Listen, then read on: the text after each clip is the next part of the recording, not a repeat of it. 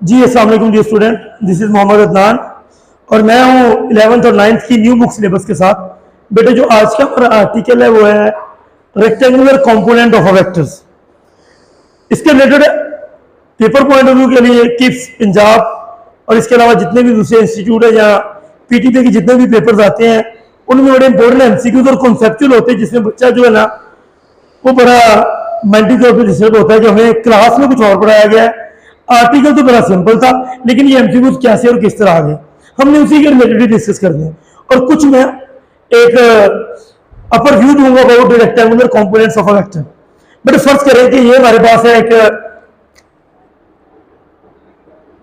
Rectangular coordinate system जिसमें दो axis है, एक हॉरिजॉन्टल एक्सिस एक वर्टिकल एक्सिस। हॉरिजॉन्टल एक्सिस को बोलते हैं एक्स एक्सिस, वर्टिकल एक्सिस को बोलते हैं वाई एक्सिस। ये हमारा बेटे एक्स एक्सिस और वर्टिकल एक्सिस को बोलते हैं वाई एक्सिस। जी बेटे दोनों जिस पॉइंट पे इंटरसेक्ट करते हैं उसको बोलते हैं ओरिजिन। ओरिजिन से दाएं जानिब एक्स होता है पॉजिटिव, ओरिजिन से बाएं जानिब एक्स एक्सिस होता है नेगेटिव, और ओरिजिन से ऊपर वाई एक्सिस होता है पॉजिटिव और ओरिजिन से नीचे वाई होता है नेगेटिव। बड़े जरा गौर से सुनिएगा बात को। फर्ज करें लेट कि एक वेक्टर है और उस वेक्टर को मैं नाम दे रहा हूं वेक्टर ए। ये जो वेक्टर ए है इसको मैंने लाइन रिप्रेजेंट कर रहा हूं ओपी से। ये एंगल बना रही है with positive X axis to anti clockwise and that angle is theta. मैं दोबारा रिपीट कर रहा हूं, let a vector A making an angle theta with positive X axis. बात समझ रहे बेटे? इस वेक्टर ए की जो एक्स एक्सिस पे प्रोजेक्शन है उस एक्स एक्सिस पे प्रोजेक्शन को मैं रिप्रेजेंट कर रहा हूं लाइन ओ एम से और उसको एक नाम दे रहा हूं that projection is a x. इसी तरह इस वेक्टर की वाई एक्सिस पे जो प्रोजेक्शन है उस प्रोजेक्शन को मैं रिप्रेजेंट कर रहा हूं लाइन ओ एन से और इसको नाम दे रहा हूं ए वन। ये जो प्रोजेक्शन है वेक्टर ए की एक्स एक्सिस पे वेक्टर ए की वाई एक्सिस पे, इस प्रोजेक्शन को बोलते हैं कंपोनेंट ऑफ अ वेक्टर। क्या बोलते बेटे? Component of a vector. ये कहलाता है इसका हॉरिजॉन्टल कंपोनेंट, ये कहलाता है इसका वर्टिकल कंपोनेंट। और दोनों कंपोनेंट के दरमियान अगर आप एंगल देखें तो दोनों कंपोनेंट के दरमियान एंगल है 90 डिग्री, इसीलिए ये क्या कहलाते हैं? Rectangular component of a vector. और ये जो वेक्टर है मैं प्लेन की बात करूं और प्लेन में वेक्टर के दो कंपोनेंट होते हैं। बात समझ रहे? अगर मैं हॉरिजॉन्टल कंपोनेंट की मैग्नीट्यूड की बात करूं तो ये बराबर होता है ए cos थीटा की, और अगर मैं वर्टिकल कंपोनेंट की मैग्नीट्यूड की बात करूं तो ये होता है A Y is equal to A sine theta. बात समझ रहे? हॉरिजॉन्टल और वर्टिकल कंपोनेंट्स की मैग्नीट्यूड। अब मेरा सवाल ये होता है कंपोनेंट होते क्या? फर्ज करें कि यहां पे एक फुटबॉल पड़ा हुआ या कोई बॉडी पड़ी हुई है और मैं समझ लेता हूं इसको ओरिजिन। अगर आप क्या करें, आप इस पे some angle with positive X axis कुछ एंगल पे फोर्स लग रही है एफ। ये जो फोर्स है, फोर्स लगने से ये जो ऑब्जेक्ट पर है ये मूव करेगा, जाहिर सी बात है ये एक्स वाई प्लेन के अंदर जिधर को फोर्स लगेगी ये उधर भी मूव करेगा। बात समझ रहे बेटे? अब देखिए ये जो फुटबॉल है बैक वक्त एक्स एक्सिस की तरफ भी मूव कर रहा है, बैक वक्त वाई एक्सिस की तरफ भी मूव कर रहा है, यानी इसकी 2 डायमेंशनल मोशन है और वो एक्स वाई प्लेन में मूव कर रहा है। अब सवाल ये है इस फोर्स का एक्स की तरफ कितना इफेक्ट है, इस फोर्स का वाई की तरफ कितना इफेक्ट है।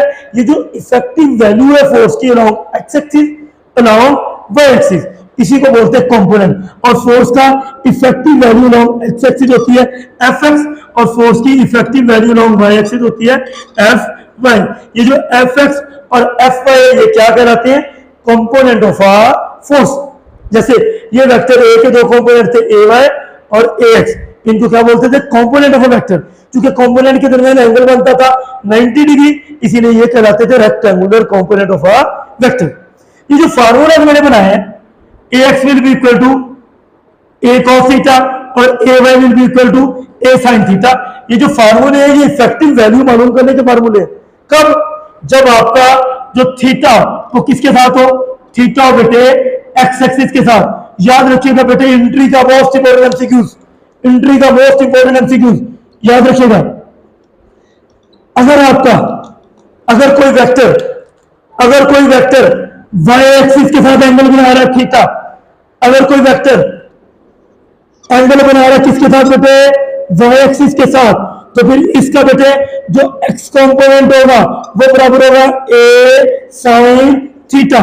तो इसका जो वाई कंपोनेंट होगा वो होगा बेटे A cos theta. Just imagine reverse हो गए, अगर एंगल हो एक्स एक्सिस के साथ, एक्स एक्सिस किसका, वेक्टर का, तो फिर उसके जो कंपोनेंट होंगे, हॉरिजॉन्टल कंपोनेंट होगा ए cos थीटा, वर्टिकल कंपोनेंट होगा ए sin थीटा। और अगर आपका वेक्टर एंगल में है थीटा किसके साथ बेटे, वाई एक्सिस के साथ, तो फिर उसका एक्स कंपोनेंट होगा ए sin थीटा और वाई कंपोनेंट होगा ए cos थीटा।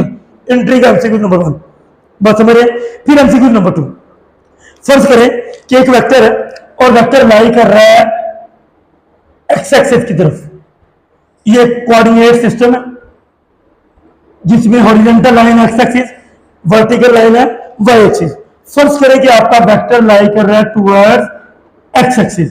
याद रखिएगा, फर्ज करें कि अगर आपका वेक्टर टुवर्ड्स एक्स एक्सिस लाई कर रहा है, याद रखिएगा फिर इसका वाई कंपोनेंट की मैग्नीट्यूड क्या होगी, 0।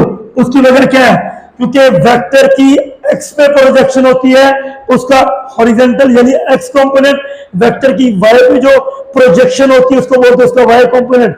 इस केस में अगर वेक्टर एक्स की तरफ लाई कर रहा है, इस वेक्टर की वाई पे जो प्रोजेक्शन होगी वो प्रोजेक्शन क्या होगी बेटे, 0। ये बड़ा इंपॉर्टेंट एमसीक्यू है कि अगर एक वेक्टर एक्स एक्सिस की तरफ लाई कर रहा है तो उसका बेटे वाई कंपोनेंट क्या होगा, 0। और अगर बेटे एक वेक्टर है जो कि वाई एक्सिस की तरफ एक्ट कर रहा है, एक वेक्टर है बेटे जो किधर को एक्ट कर रहा है, वाई एक्सिस की तरफ, तो फिर याद रखिएगा, फर्ज करें इस वेक्टर को मैं ऐसे रख रहा हूं, इस वेक्टर की एक्स पे कोई भी प्रोजेक्शन नहीं होनी, और प्रोजेक्शन को तो कंपोनेंट बोलते हैं। अगर वेक्टर वाई एक्सिस की तरफ है तो याद रखिएगा इसके एक्स कंपोनेंट की मैग्नीट्यूड क्या होगी बेटे, 0। एक्स कंपोनेंट की मैग्नीट्यूड क्या होगी बेटे, 0। बात समझ रहे भाई।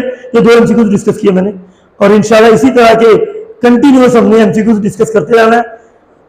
मुझे अपनी दुआओं के साथ याद रखिएगा। अल्लाह हाफिज।